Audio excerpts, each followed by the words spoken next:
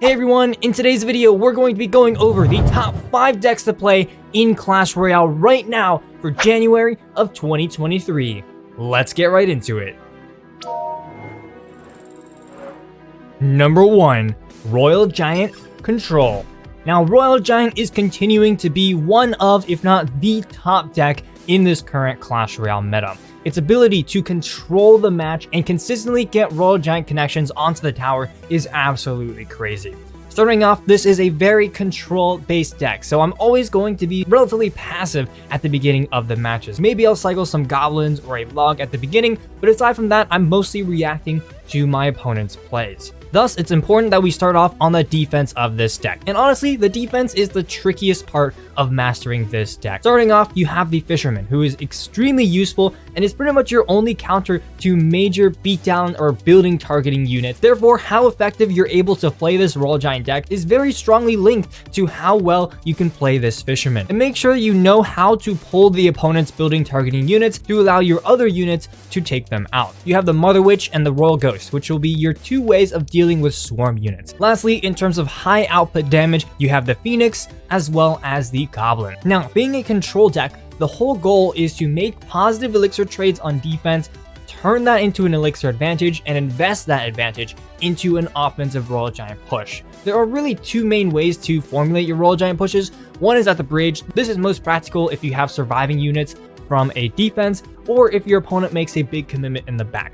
Either way, it's important that you support the Royal Giant with the proper cards. If they have high damage output units or some sort of tank, it's important to use that Fisherman to pull it out of the way. But alternatively, if they have swarm units, it's important to play the Mother Witch or save the elixir for that lightning spell to get that Royal Giant connected onto the tower. Alternatively, you can also start with a Royal Giant in the back. This is good for several reasons. First, you can build up a slightly larger Royal Giant push. And secondly, once you get towards double and triple elixir time, you can even cycle back to a second Royal Giant much quicker to then play at the bridge.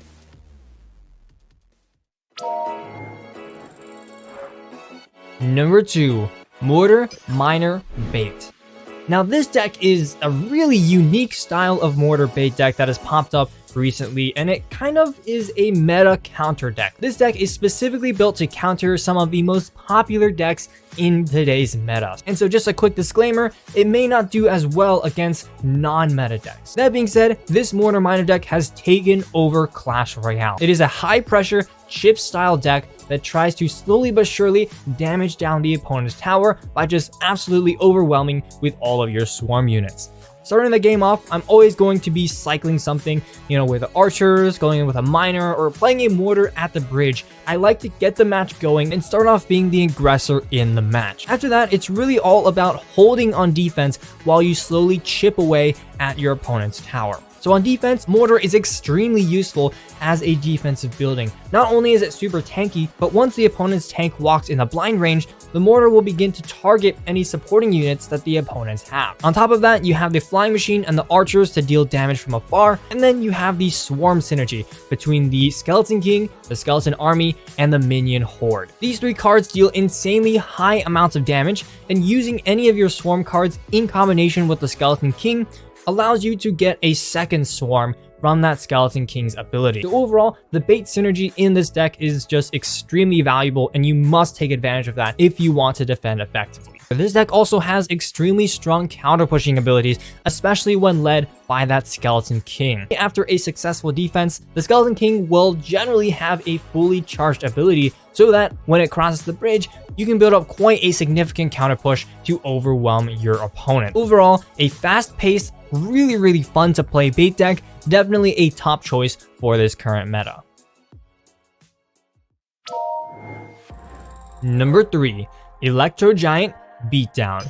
Now, for some reason, the Phoenix is actually making a comeback in this meta. This is a relatively cheap Electro Giant deck, as with most Electro Giant decks nowadays, so the playstyle is a very aggressive variation of a beatdown deck. Starting the game off, I will be pretty passive. The last thing I want to do is go in with an Electro Giant first play, and then have your opponents rush the opposite lane, and you have no elixir to defend. That being said, a lot of players playing this deck will play Electro Giant first play, so if you want to take that luck of the draw, you do you. With that being said, the whole goal of this deck is to try to get that Electro Giant to that tower, get that reflection damage, and just absolutely disintegrate the opponent's tower. To do so is pretty straightforward. Beatdown decks are always the easiest to pick up and play, and this deck is no exception. Simply place the Electro Giant in the back, support it with your units, and then use one of the 2 spells that you have in conjunction to destroy your opponent's defenses.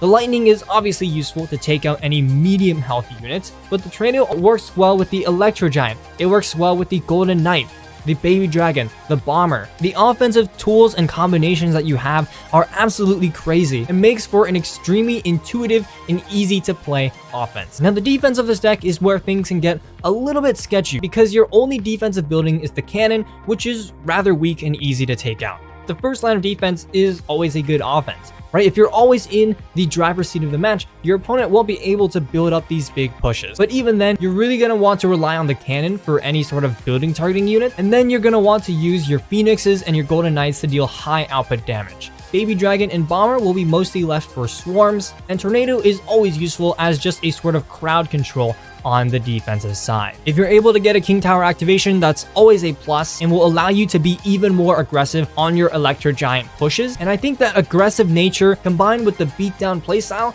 just makes this such a good deck for you to pick up and play. Number 4. Lava Hound Spam. Now, as expected, Lava Hound is once again making a top 5 decks video, and again this time with the Phoenix. Just like that previous Electro Giant beatdown deck, this deck also has an extremely aggressive beatdown style of play. Starting off, if the opponent makes any sort of commitment in the back, I like to just be aggressive with the Lava Hounds and start building up your pushes at the beginning of the match. Your Lava Hound pushes follow a beatdown style, so the Lava Hound goes in front, your support units go in the back. A general tip I have is to not go all in with your Lava Hound pushes, especially at the beginning. This leaves you a bit of extra elixir for you to go in with a miner to take out any defensive units, or arrows to take out your opponent's swarm counters, and on top of that will avoid significant spell value that your opponents might be looking for. There is quite a significant spell bait element in this deck between the Flying Machine, the Skeleton Dragons, and the Lava Pups, so just something to be aware of. Lastly, once that Lava Hound reaches the tower, send in a miner so that it can tank for the Lava Pups once that Lava Hound dies. Okay, great. The offense of this deck is pretty simple. Now let's move on to the defense. Tombstone is always a very safe card on defense because while it's not very tanky, the constant stream of skeletons is able to really just stall out the opponent's pushes on top of charging that Skeleton King's ability, which gives you an additional ground answer. Aside from that, however, the weakness always with Lava Hound decks is just that there aren't that many ground counters. Therefore, the goal really is to use those ground defensive cards with the Tombstone and the Skeleton King ability to stall the opponent's pushes while your air units deal the damage and take out the pushes. Phoenix and Skeleton Dragon are good at dealing high amounts of damage, and the Flying Machine is always good at dealing damage from afar, avoiding being taken out by the opponent's troops. Of course, a miner on defense isn't ideal, but in a pinch is always something that can be done. Lastly, Lava Hound is one of those decks that still works extremely well in a 2-tower game, so even if you trade towers with your opponent, it's not a big deal, you'll still do just fine going for a 2-tower victory. Number 5. Hog Giant Skeleton Cycle. Now this is sort of the new age of Hog decks. This Hog deck is taking over this meta. If you love playing 2.6, then this might be the new version that you want to switch to long term. This is a cycle deck. You're trying to outcycle your opponent's Hog counters. So starting off the match, I'm always very aggressive, going in with Hogs and trying to, cycle as many Hogs onto the opponent's tower as possible, using the Earthquakes and the Logs to get those connections onto the tower. But the thing with this deck, and I think is what makes this deck an improvement to Hog Cycle, is that it also incorporates heavier cards in the Archer Queen and the Giant Skeleton. This enables you the option to build up almost beatdown style pushes in addition to the fast style push that the Hog Rider provide. Obviously, you're not going to be playing this deck from the perspective of, oh, I'm going to be building up these gigantic giant skeleton pushes. But once you reach double and triple elixir time, this can be a surprisingly effective option for you. Now, another avenue that this deck is better than traditional hog cycle is on the defensive end. The giant skeleton and archer queen are significantly stronger defensive units than an ice golem and a musketeer, and so using that archer queen as your main source of damage and the giant skeleton to tank for it is going to be much more effective and able to stop a lot more pushes a lot easier. In addition, your cannon is always there to pull any sort of building targeting units, and as with any cannon based cycle deck, you're always trying to cycle multiple cannons on defense for those large beatdown style of pushes. Again, it's extremely important on defense to defend both the archer queen and the cannon. Getting as much value out of these two cards as possible is going to be the key to defending your opponent's pushes, so just make sure you're using your cycle cards and your giant skeleton to tank effectively. Lastly, the earthquake deals so much tower damage for its cheap cost, so once you get towards double and triple elixir time, constantly cycling these earthquakes and pairing them with your offensive pushes is going to bring that tower down to spell cycle range, where you can just take 600-700 damage off of your opponent's tower in a matter of seconds. Overall, a fast-paced and aggressive deck for you to play. Definitely a good choice for this current meta.